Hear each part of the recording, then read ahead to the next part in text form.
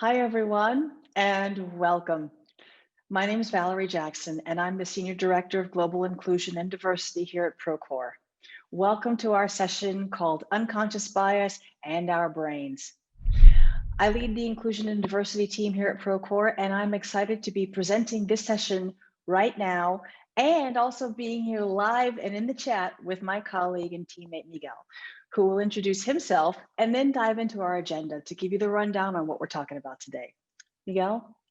Hey everyone, happy Groundbreak. So happy to be here. My name is Miguel. I am the IND program manager at Procore, and let's look at the agenda. Let's look at what we've got planned for you today. First and foremost, our brains and bias. We're going to look at the sort of the neuroscience of unconscious bias. Who has it and how does it form? Very straightforward. Then in practice, zooming in a little bit, in our daily lives, how does unconscious bias show up? In hiring, in meetings, in performance reviews, and all the different facets of our daily work, how does unconscious bias maybe show up? And last but not least, probably most importantly, practice makes progress. How can we shift our thinking? And how can we leave you with some tangible frameworks and guidelines, some tools to really dig into this stuff and practice and dial up our awareness and learn how to mitigate our unconscious biases? So now let's look at the brain. I'm going to hand it back over to Valerie. Thank you, Miguel. So, when it comes to our brains and bias, we have a super simple operating premise around who has them. Bottom line, if you have a brain, you have biases. That's it. That's the premise. And our work today is going to focus on helping you to uncover what they are, how they form, and how we can mitigate them. There is no cure, only treatment for how our brain operates. And so we're going to dive into what that means when it comes to biases. So, biases are a thinking shortcut.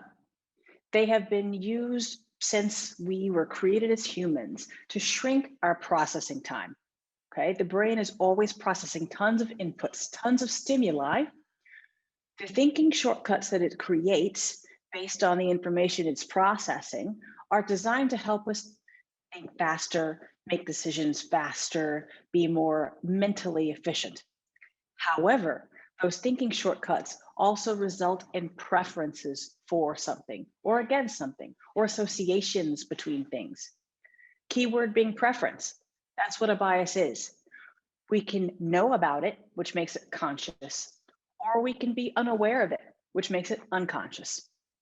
Now, there are lots of examples of conscious biases that we all have, like being biased toward someone who supports your sports teams, being biased toward someone who went to your schools, being biased against walking down a dark alley in the middle of the night by yourself, right? These are biases that we are usually aware of, thus they're conscious. It's the unconscious ones that we want to dive into today. And what we know from the science is that all thinking shortcuts, whether they're conscious or unconscious, tend to be formed very early in life. Some of them can be pretty well formed by the age of 7, and then completely hardwired, poured in concrete, done by age 10. Imagine that. So, what can we do to learn more about what our brain has already been doing and where we want to improve it? So, what's an example of how these things show up maybe when we're not aware of them? What's an association example? Well, one that I often think of is how people process how we sound. We often tend to think certain things when we hear someone speak a certain way, whether they speak quickly or slowly, whether they have an accent that is familiar or not familiar to us. And I remember one time I was meeting someone and they commented on my accent. So I have an American Southern accent to varying degrees of strength. And one day when I met an old friend of mine, this person said when we first met, "Wow, Valerie, your accent is one of the most intelligent Southern accents I've ever heard." And before I could really get in my feelings about it, he then followed it up with a question that really created a beautiful teaching moment. He said, "Wait a minute, Valerie, can you help me understand why I think that? What is it that makes me put those things together?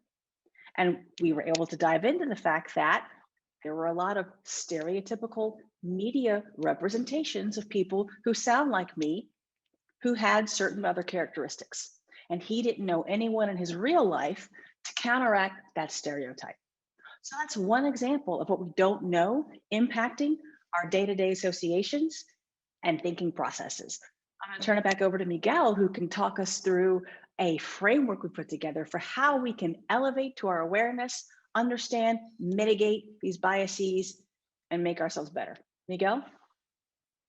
All right, so here is the practice makes progress framework. This is a sort of sneak peek taste tester into a fully fleshed out version that you'll see at the end of this training. But here the invitation or the suggestion is, by the end of our 30 minutes together, you will know a lot more about all 4 pillars of the practice makes progress framework. And the goal here is to really dive into the similar things like that individual did with Valerie, shifting thinking and saying, can you help me understand why I think that way? That's what this is about. And that's what we're going to leave you with. So first and foremost, I think the one that's probably least intuitive there on the upper left is implicit association tests. What do we mean by that? So this is a set of online tests, sort of quick 10, 15-minute snapshots. It's a project implicit that's been running for several decades, led by researchers and professors from all these leading universities that you see here on the screen and many more. And more than anything, they help us surface what we don't know. That is the goal of the implicit association test or the unconscious bias test. The key here is things that are unconscious. If I'm someone with decision-making power, for example, in an interview process or hiring, and I'm not aware of the biases that are buzzing around in my brain, can have a really meaningful impact on the teams I create and the people I hire, the decisions that I make. So we have a link here on the right-hand side in our resources PDF. Check it out. You don't need to sign up. You can continue as a guest. You'll get to a list of a bunch of topics and subjects. The invitation or the suggestion for you, pick a subject that you don't know a whole lot about. If you see something on that list and you say, oh yeah, bingo, I know I have a bias against this thing versus that thing. It's not that unconscious. You have some degree of consciousness about it. Take as many as you like. Take them today, take them 6 months from now. A great tool to help dial up where are we leaning on different subjects, different groups of people, etc. So if that's one pillar of the framework, now let's zoom in. Let's look at unconscious bias in practice and in our daily lives with 3 key examples that we think help drive home how unconscious bias shows up in things like design, in things like production. First and foremost, with personal protective equipment or PPE, something that we all know and love very well, being in the construction industry. Let's take a look at this image right here. In my estimation, the gloves on that individual are way too big for their hands. Are those the only gloves that are available to them? Is that the only way for them to stay safe? And why? Why is that? Who designed this product and for whom in mind, right? What kind of bodies were taken into consideration when designing this PPE? And is it inclusive of every body? Maybe not. And something as essential as our face wear, our gloves to stay safe on the job site, it's important to have inclusive design and not let our unconscious biases dictate what we ultimately give our customers, our clients, the people that we're serving. Now let's move to something even more basic like public hygiene that I think has never been more important than it is today in the era of COVID, and soap dispensers. I've always been under the impression that these machines use motion sensing technology. You stick your hand under and the soap comes out. What I've come to learn and what you can dive more into in the link that we've added here to the PDF, Racial Bias in Technology, that will give you examples of both number 2 and number 3 on our list, is that these soap dispensers use near infrared technology. Shoots out a light signal and it bounces off your hand. So if you have a lighter complexion, they work well. People with a darker complexion, there's a lot of examples, articles, videos online, viral videos online of people walking up to the same soap dispenser and getting very different results. Someone with a darker complexion, nothing comes out. Someone with a lighter complexion, soap comes out. How can something as basic as our public hygiene, as staying safe and staying clean, be dictated by what's clearly a limited kind of design thinking? There is a bias at play here. This is not taking into consideration all the kinds of bodies, all the kinds of humans around the world. And last but not least, facial recognition. If we look at tech, which we are in, something like facial recognition and Face ID designed by Apple, something that we're all familiar with. Also, lots of examples in that same article of how unconscious bias may have played a part in the design and implementation of this technology, with examples like two unrelated male adults being able to unlock each other's phones just by staring at them, because the phone does not see any distinction between their facial characteristics. Again, who designed this and who was left out of the design thinking and the implementation? And then maybe even more egregious than that example, two male adults being categorized by their photos application as animals, not even as human beings, because of their facial characteristics. Think of the impact that can have, extrapolated across the whole world. Who's designing these products? What kind of biases live in their brain? And how can we dial up our awareness when it comes to serving the people that we work for and the people that we serve? So now, if we've looked at unconscious bias in our daily lives and we're thinking about unconscious bias in practice, let's put it into practice. Valerie's going to talk about how it might show up in the workplace in our day-to-day. 100%. And the short answer is it does, because we've got brains, therefore we have biases. Let's learn more about which ones show up at work more often than not. One common example of an unconscious bias, usually unconscious, although sometimes conscious, is similarity bias or affinity bias. This is where we gravitate toward people who make us feel comfortable, maybe because they remind us of ourselves or of our family members or friends. You know, when it comes to whom we hire, whom we promote, whom we mentor, how many of you have ever heard, "You remind me of me when I was that age in that role, etc. I'm going to mentor you. I'm going to help you be successful." That's an affinity bias, right? So are you seeing that pop up in important decisions that affect people's careers, people's livelihoods? That's when we have to examine the impact of our thinking shortcuts. Another example of an unconscious bias that may show up in meetings or even negotiations. Hyperbolic discounting is when we value an immediate short-term win more than a long-term win, even if that long-term win would be greater. Have you ever heard the phrase, "A bird in hand is worth two in the bush"? That's hyperbolic discounting. Okay, a third example is a two-sided coin, the halo effect and the horns effect. So halo and horns reference when we allow one situation, thing, to overshadow everything else about a person or situation. Halo means that one thing was good. So someone did something really, really well, and that's how we always perceive them forever, even if they might do a lot of things not so well. Or the reverse. Horns effect is when someone has this one spectacular failure that colors the rest of their time on a team or at an office, even though they actually do a lot of great work. How would a halo or horns effect impact whom you invite onto a team, whom you promote, whom you elevate, whom you help advance, either through mentoring, advocacy, or sponsorship? You can tell that these seemingly small thinking shortcuts can have big impacts. And it's not just those that are at play. We have a resource here for you that demonstrates we have over 180 cognitive biases running around in there at any given moment. We encourage you to learn more about them, learn what they mean, why we have them, and how they show up. So we're going to go back into our framework, and Miguel is going to help us to dive even deeper into how we leverage the Practice Makes Progress framework. Indeed. And before I do so, just want to point out there is a link to that cognitive bias codex, and it's interactive. So when you click into it, you'll be able to click into all 180 of those little lines and learn more about each different kind of bias. So now, best for last, how do we make this tangible for you? How do you take this home, and what will you take home with you? Let's put what we've learned today into practice. First and foremost, with an exploration of how our brain works and the two primary systems. This is sourced from David Kahneman's book, Thinking Fast and Slow. And Kahneman is a psychologist and a Nobel Prize winner in economics. And the thesis of his book is that the brain has two primary ways of thinking: system one and system two. And as you can see from the slide, what defines these is a really polar opposite. System one is fast. It allows us to execute things quickly and make snapshot decisions. It relies on data that we're not conscious of.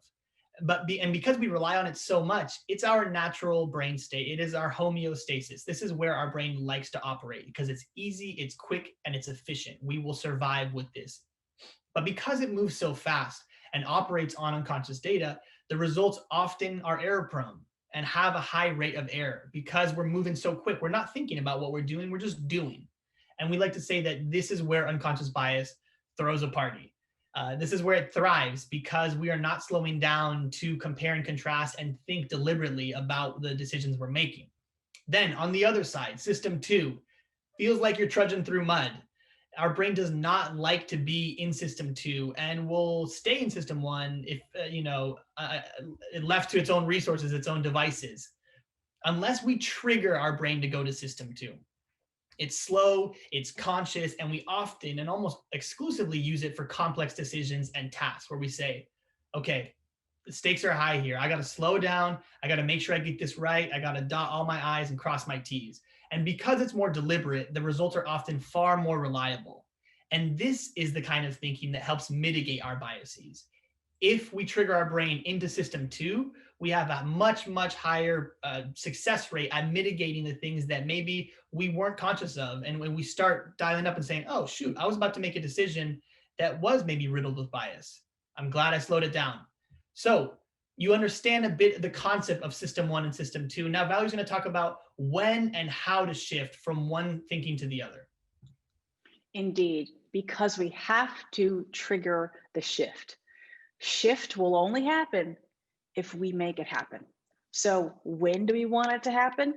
Well, two big questions to answer. Number one, are you operating in a world of gray? Is there a lot of discretion, or are there lots of new circumstances, lots of uncertainty?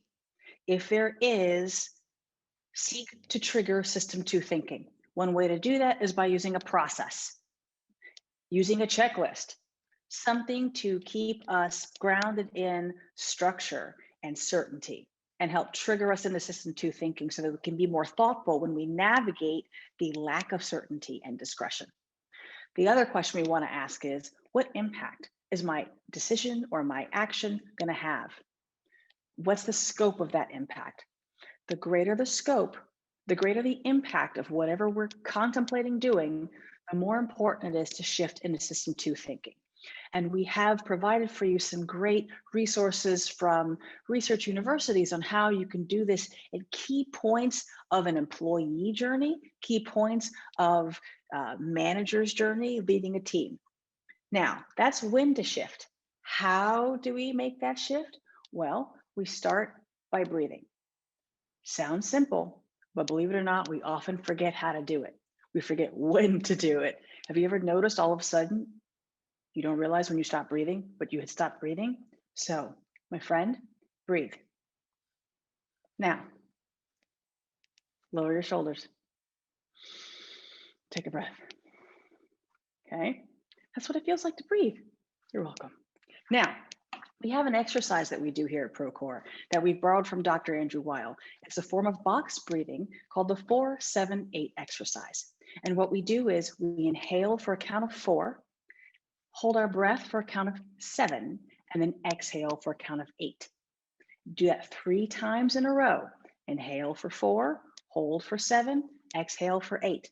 Now, if you can't make those numbers work, you can play with them, 3, 5, 6, or 3, 6, 7. The most important part, however, is that your exhale is longer than your inhale, because that's what signals to your body and nervous system that you are safe to relax and shift out of fight flight into a more grounded, more mindful way of approaching whatever is in front of you, because we want to be in that mindset to make the best impact, the best decision. Second thing we do to shift, after we breathe, we halt, stop, and ask yourself, am I hungry, angry, lonely, or tired? Because if you are, address those human needs and you will become a better human, better machine too. So take a beat, watch a funny video, look out the window if you can, eat something, drink some water, try and take a nap. Yes, take a nap and have fun. That's the key to winning life. It works though. It really does to shift our thinking. Last but not least, perhaps the most powerful way to trigger, compare something. Take last quarter's data and this quarter's data, this resume versus that resume, as opposed to the one data set compared with what you know in the back of your brain. Okay? When we compare and contrast two or more things, our brain automatically triggers into system two thinking, and it becomes more thoughtful and more measured in how it analyzes and processes the data. We've provided resources once again to help you in pivotal processes and decision-making times for how you can leverage the when and how to shift into thinking better. So I'll throw it back to Miguel to walk us through our favorite framework. All right, so like we said, this is the fully fleshed out version of the Practice Makes Progress framework. You got the sneak peek before, and now looking through these bullets, looking at this list, hopefully you've learned a bit about all four of these pillars. You've learned about taking implicit association tests. You have the link. We invite you to take them. You've learned about how we can shift and when to shift our thinking from system one to system two. We've talked about letting data drive our decisions and being objective in how we make decisions. And last but not least, good process being a great thing. And let's talk about process. A couple suggestions that we have for you, and then we want to hear from you in the chat. What processes come to mind for you that maybe might be influenced by unconscious bias and could benefit from process interrupters? And here on the next slide, Valerie's going to talk a bit more about examples of how we suggest you introduce these kinds of processes to mitigate your biases. Thank you. So if you haven't already begun chatting below with each other, introducing yourself or asking questions, we encourage you to do so because we want you to think about some processes that you either have, and to Miguel's point, might need some improvement or some bias interrupters, or where could you create a process to help mitigate bias? A couple examples to get you going. Number one, determining who gets an opportunity, like a special project or an assignment or a promotion. The process you can create is to amass a group of objective criteria and create a grading system where you align the criteria with the values, the skills, whatever else you need, ranking them in order of priority or strength or need for the assignment or job, and then using those to objectively analyze everyone who could be considered in a transparent way so that people know how the process works, what to expect, and can have faith and trust in the outcome. Another example, assigning work in meetings. Oh, we have lots of meetings. Many of them over Zoom now. So how do we encourage connectivity while also ensuring equitable development opportunities and sharing of administrative burdens? Easy, create a checklist. We love our checklists. Or create a roster of roles that you assign to people so that person A in this meeting is going to take notes. Person B in this meeting is going to run the agenda. Person C is going to listen out for best case scenarios. Person D is going to listen out for the worst case scenarios, etc. Those are just some examples to get you going.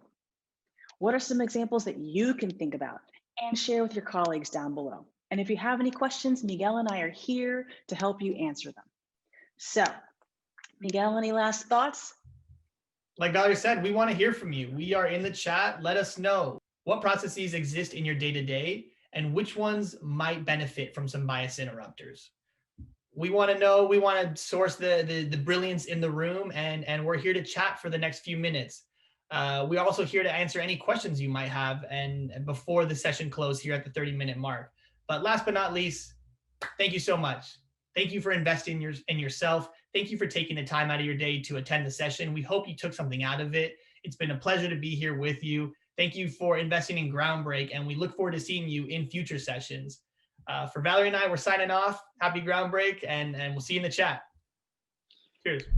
Thank you.